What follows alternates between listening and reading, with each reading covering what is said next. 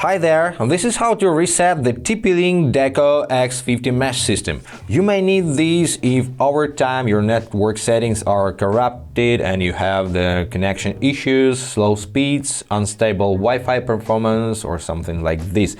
So reset may help you to resolve 99.9% of this problem. So it's super easy, just face the bottom of your main deco and grab the pin and push the reset button in this small hole. Do you see it?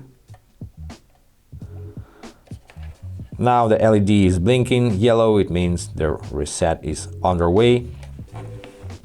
And of course you need to reset all your secondary decos because they won't work.